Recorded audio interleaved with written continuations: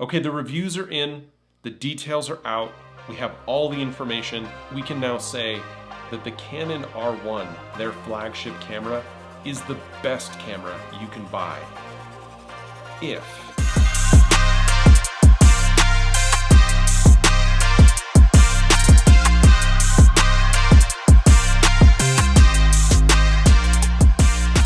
I'm Joe. I am a portrait and adventure photographer here in Las Vegas, Nevada, as well as Southern California.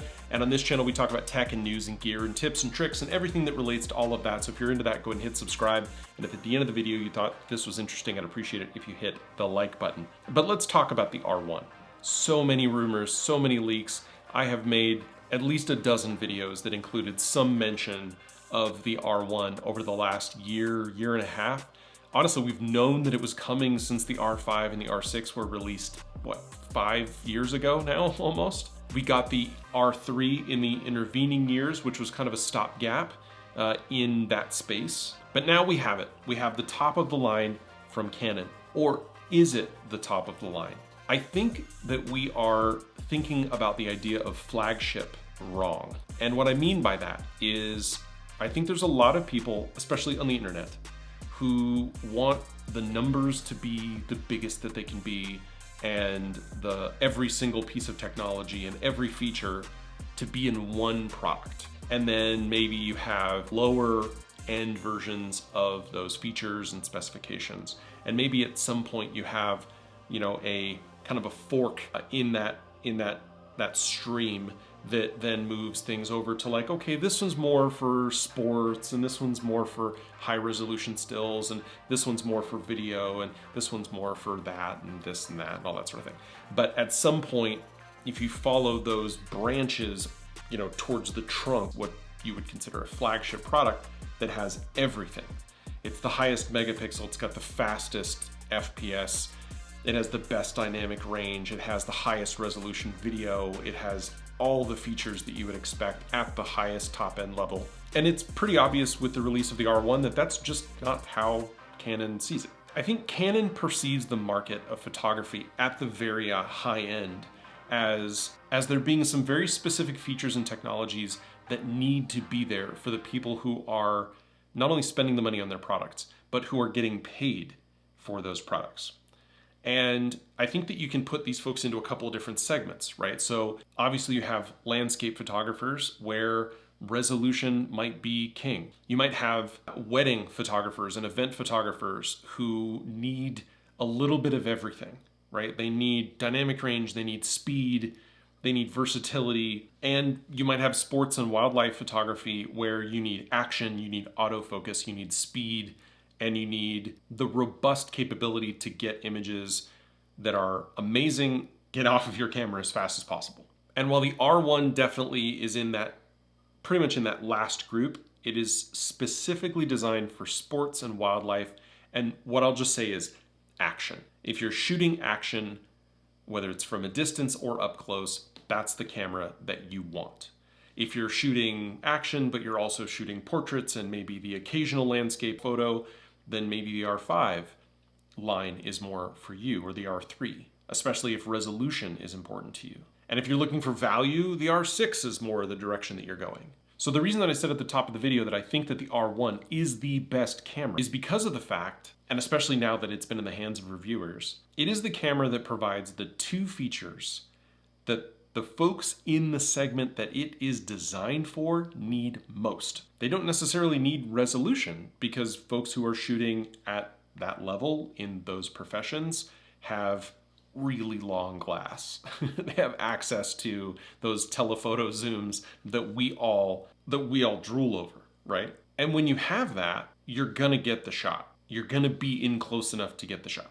You're not gonna need that extra resolution. 24 megapixels for web delivery.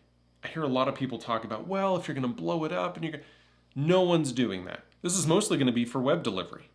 News organizations are gonna be posting the images, right? AP and Getty are gonna be posting the images and they're gonna be posting it immediately. So they need to be bang on focus, they need to be fast, they need to be perfect, and they need to be immediate. There's no editing going on here. There's no cropping going on here. And so resolution doesn't really matter. The feel, the fit, the handling, that matters, right? But here are the two most important features of which I will attest that the R1 is the best in this segment, and that is speed. But even more important than that is the autofocus system. And that, I think, is where I think people are bearing the lead and not talking about what I think is really the most important thing in this system. And I've mentioned this in previous videos, but in order to really dig into this, we have to talk about focus systems. So in the DSLR days, when you would have a mirror inside your camera, the mirror actually shot that image onto a kind of a mini sensor, right? It was a special sensor that was designed for autofocus specifically.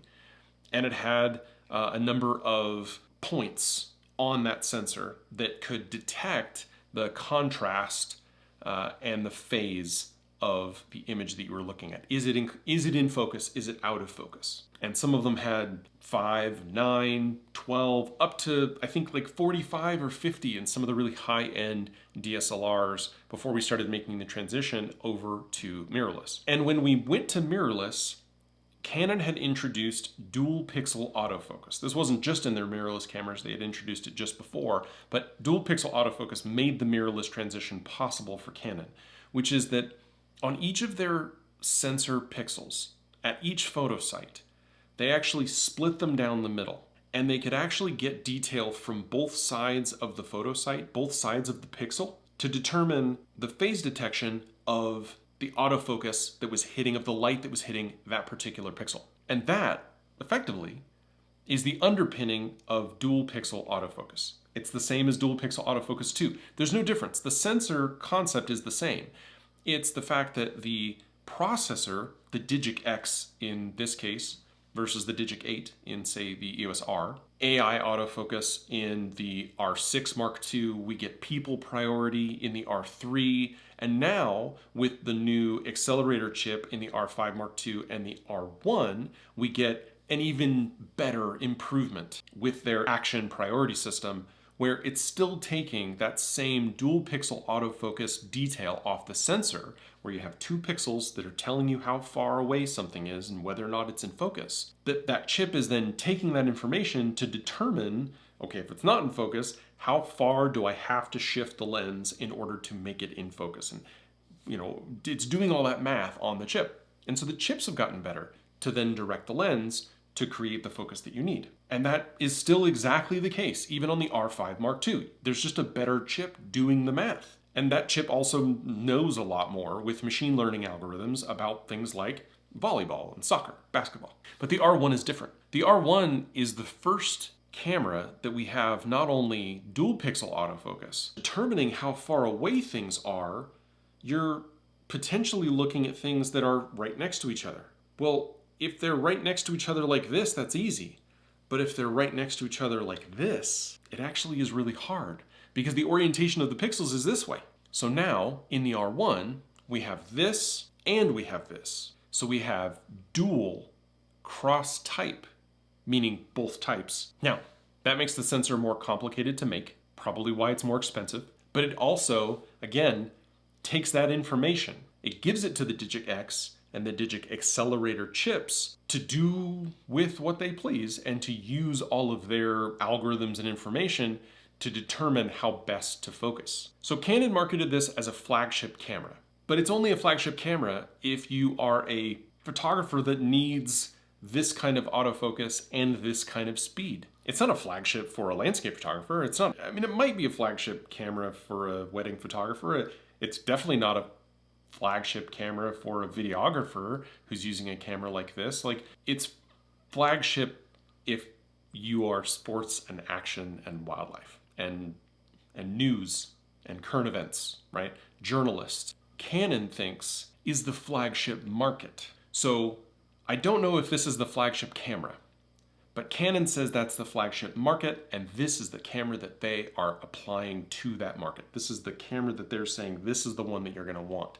So if you're in that market, I'm not. That's not my market. But if I was, this would be the camera I would get. For the photography that this camera is designed for, it is the best camera you can get, and it's the best camera that Canon makes for you. If you're a different kind of photographer, then this isn't. Why Canon specifically feels that this is the segment that is the most important and needs the most attention, I don't really know. Maybe just the technology is driving them there, and what they are best at innovating on is this. And so they're gonna say that this is their best. And it is their best.